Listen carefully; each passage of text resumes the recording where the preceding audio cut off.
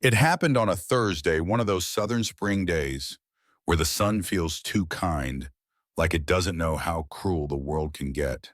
Elijah Bell, a 15 hoodie too big for his frame, sketchbook bouncing on his back, was walking home the same way he always did, right past the dusty brick walls of Jefferson Library.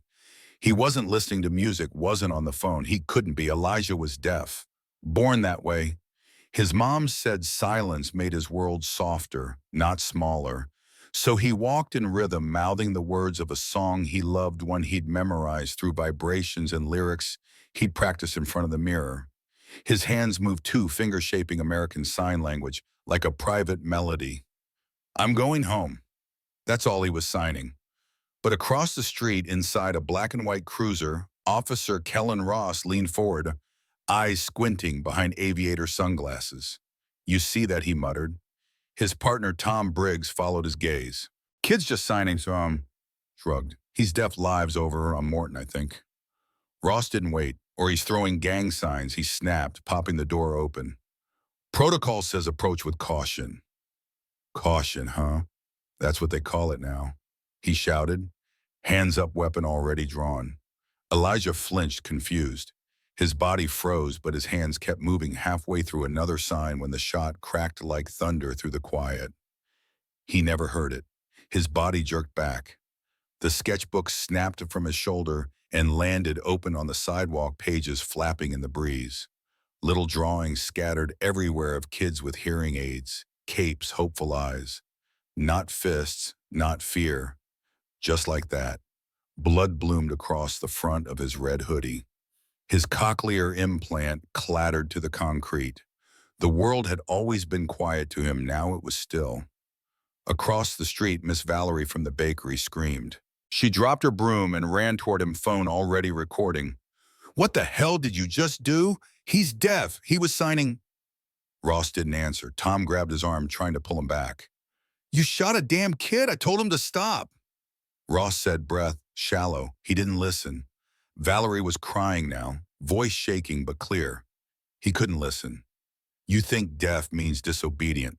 People started pouring out from shops, barber, post office clerk, two high school kids still in their varsity jackets, and they're bleeding out on the pavement. Elijah's fingers twitched, some leftover spark in his nerves. Not meaning, just a movement. Ross raised his gun again. Another round hit the bricks above the library door. Missed. Tom tackled him back, yelling, Jesus, enough. But it was already too late. At that very second, a signal blinked from a dime-sized node embedded just under Elijah's collarbone. 3 states away in a secured federal complex near Quantico, a system hummed to life. Dr. Naomi Bell was in a closed-door briefing when it hit her HUD like a siren. Iris-activated trauma spike detected.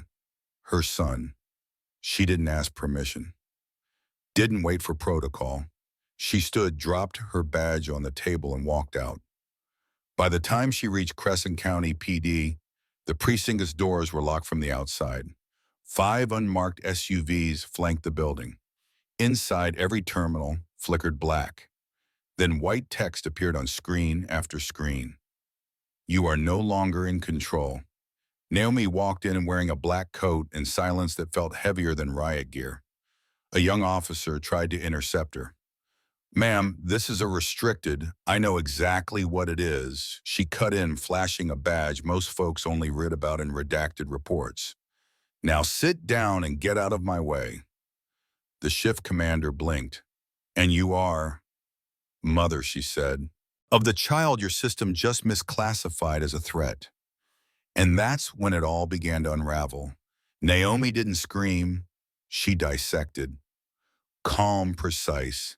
Accessed the server herself, bypassed layers of digital armor because, hell, she helped design this mess 15 years ago.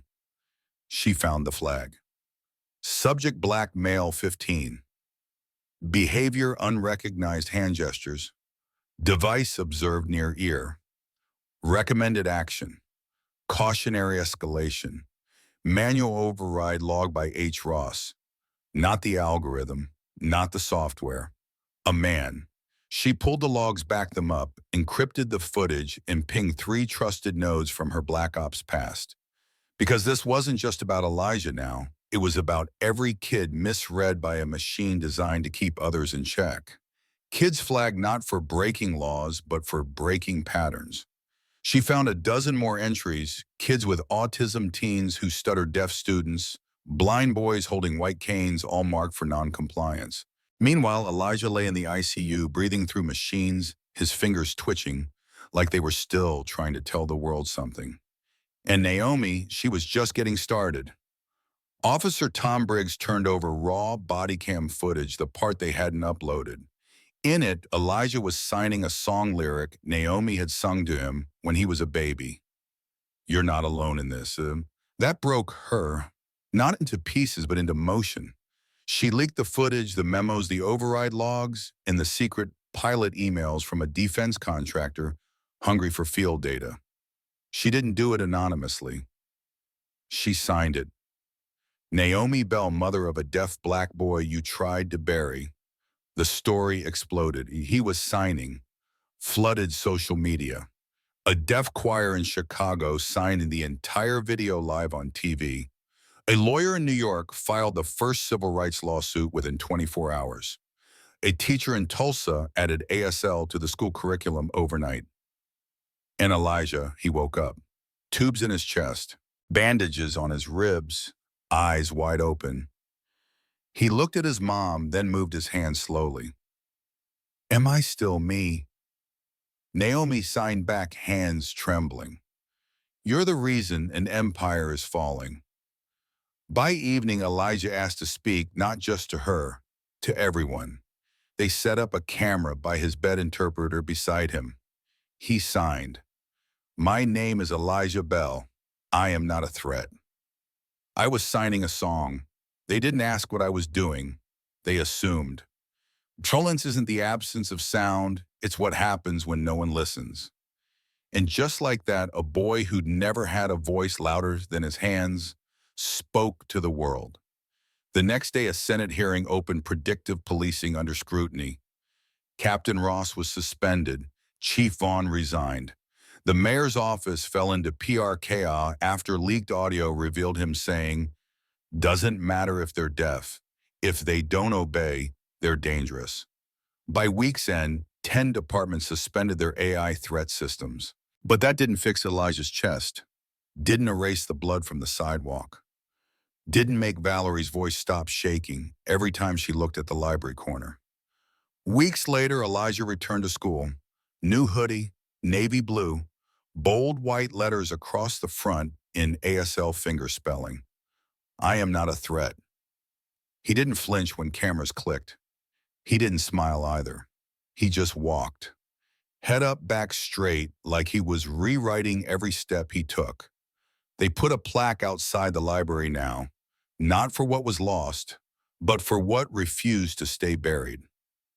It reads, "Listen like your life depends on it because someone else's does." Now I want to ask you, who gets to be heard in this country? Is it the one yelling into a badge, or the one signing quietly hoping not to be shot? Have you ever seen someone judge before being understood? Drop your thoughts below, because silence isn't safety. It's what happens when no one is watching. Not anymore.